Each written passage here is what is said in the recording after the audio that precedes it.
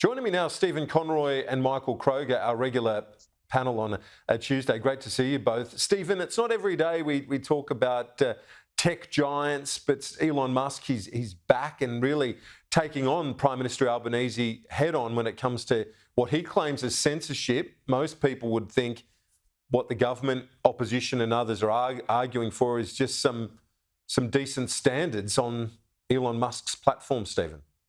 No, look, absolutely. And, Elon Musk and a number of these tech giants don't believe they should even remotely have to consider complying with international countries' laws. People just need to understand that these big tech giants have hidden behind pretending we're just the platform, we're never the person that's responsible, we don't have to be held accountable, we shouldn't have to have any responsibility. And they've done that, pretending they're still, two people in a garage. These are billionaires, some of the richest people in the world, who are now so wealthy and so powerful, they believe they can flaunt almost every other country's laws, except China, of course, where they'll do what the Chinese government tell them. So Peter Dutton, Anthony Albanese, Michelle Rowlands, all of these people, absolutely the whole Australian community should be behind them in wanting to say, we just expect some decency and you to comply with our laws. Yeah, well, Michael Kroger in the studio today, I've had Jackie Lambi, I've had Sarah Hanson-Young, we've had, and as Stephen alluded to, Peter Dutton's spoken on it, the Prime Minister, everyone across the board. There was one senator who's posted that alleged crime again on Twitter in the last couple of hours. I'm not going to mention the person because they're just being clearly an attention seeker and trying. I don't think they warrant being mentioned, to be quite frank. But Michael, most clear-thinking people agree with what Stephen has said there. Well, I agree with him 100%. He's absolutely right. And there's a great unity in this country now in relation to social media. And this is one of the great problems of the modern era. The traditional media is regulated a certain way, and these cowboys are regulated in almost no way. And you can see things on social media that you can't print in the Age, of the Australian, the Courier Mail, or show on Sky, 2GB, 3AW, etc. I mean, there's such a great disparity between the way publishers are regulated. It's reaching absurdity levels. And secondly, these people, these big techs, Facebook, etc., Meta, etc., these people are amongst the biggest tax avoiders, or minimisers, should I say, that we've ever seen. So many of them have got operations in Ireland with tax mechanisms which see them having countries as tax residents of tax havens in the Bahamas, etc., etc. They use the old double Irish sandwich, which they're closing down on, of course. But eventually, these people have used tax minimisation. Some would say tax avoidance mechanisms. Apple are up there with them as well. And these people are, moral cowboys, and they need to be brought to heel. And I have to say, Albanese is absolutely right, as is Peter Dutton, as is Stephen Conroy. Yeah. Stephen, the interesting thing here as well, and in our game we try and look at are there pros and cons in this. Are there any negatives to the government just saying to this mob, sort this out or you're gone? What's the negative here? I know there's the free speech question, but we're all for free speech, but we're not for promoting violence and infecting kids with appalling images, as Michael rightly pointed out, that no other broadcaster is allowed to run unfettered. Look, they have a powerful lobby behind them. Some of the wealthiest people in the world. When I am unfortunately, tragically, very familiar with this argument. I had a massive brawl with Google. And back in my day, Google basically controlled the Obama State Department and had people placed in Obama's office in the White House. And they actually ran front page stories in Australia.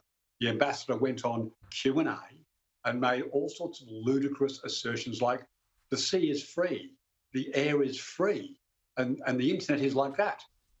Except there's been 1,000 years of the laws of the sea. They're called the laws of the sea. And I don't know the last time anyone checked, but before a plane can take off to fly into the sky, the free air, it has to be have proper safety standards. The crew have got to be certified to certain levels. The pilots have got to have an incredible amount of training to certain levels. Because what you're allowed to do between 0 and 5,000 feet, 5,000 and 10,000 feet, and 10,000 and 20,000 feet. This idea that they should be above, and they literally mean above the law, is just farcical. And as long as there is united and strong leadership from not just Australia, but a range of countries, the EU is the jurisdiction which has had the most successful pushback. It's forced Apple to change. It forced Microsoft to change. Yes, Australia is only a small country and they can treat us with contempt, but build the coalition to say enough is enough. The Chinese, TikTok, they have learned how to manipulate our country. They have learned how to manipulate our public opinion. They are masters of this game now, and they are applying it to issues like the Middle East, where you see complete propaganda. So I'm getting a bit passionate there and talking too much on you there, Kieran.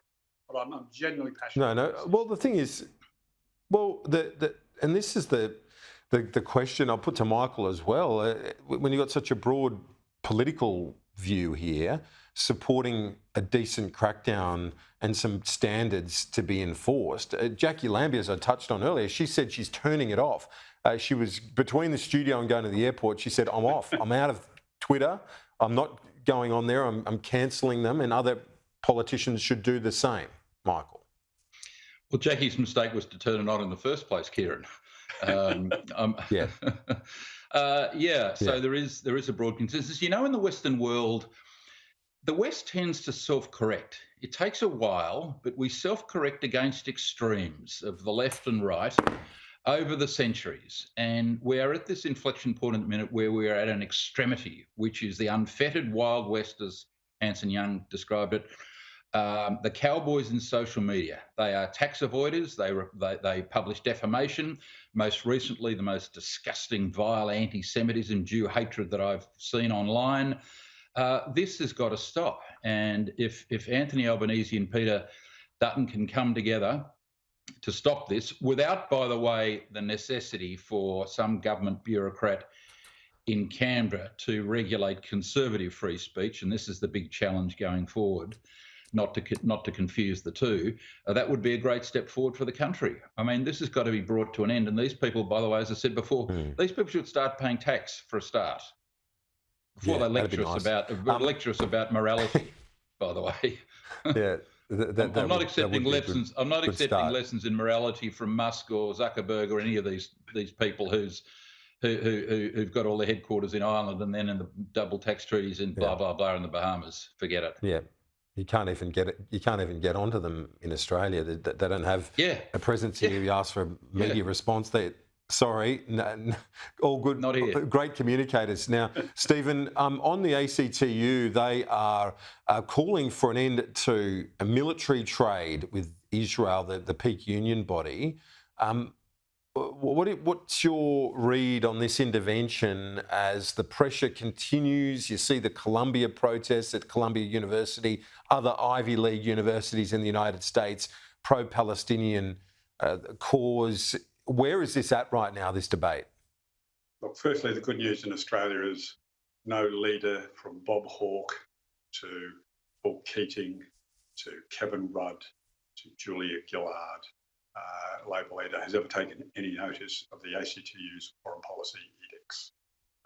The ACTU has a long and tragic history, particularly when it comes to the Middle East, of being outrageously pro or anti-Israeli, I'll pretend it's pro-Palestinian, but a statement that refuses to address, which they put out yesterday, refuses to address Hamas's atrocities that commenced this war. Their atrocities that they've continued to perpetrate by holding on to the hostages. No accountability, no questions. We then have Iran, that arch manipulator behind the scenes, sending missiles into Israel, not one word. Then you find out over the last few days that most of the other Arab countries, with the US and the Western world, defended Israel from this Iranian attack. No condemnation of Iran, condemnation of Hamas. And here's the really simple thing.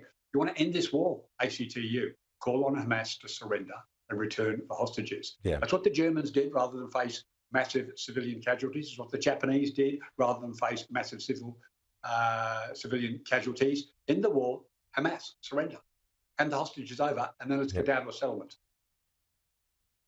Michael, almost out of time, just quickly to you, your thoughts on that? Well, what we've seen since October 7 are people crawling out from under rocks in the name of Palestinian statehood, many of whom are just Jew-hating anti-Semites, neo-Nazis, etc., worldwide. You've seen a rise in Jewish hatred, the oldest hatred of all, which we thought it would end in 1945. It hasn't, and it won't. The ACTU statement, separating what I've said from them, not to even mention Hamas in this statement, please give me a break. Give me a break. Yep. And finally, mate, where are the demonstrations against the Russian invasion of the Ukraine? There aren't that many Palestinians in Australia. Why aren't people demonstrating against Russia? Why aren't they demonstrating? Why isn't the Islamic community demonstrating against the Chinese oppression of the Uyghurs in China? Answer to all of these questions. Once you introduce Jews, as I said, out from under the rocks comes all the Jew haters that have thus been quiet, and you give them an inch and they take a mile. Disgraceful. Michael and Stephen, gentlemen, I'll see you next week. Thanks.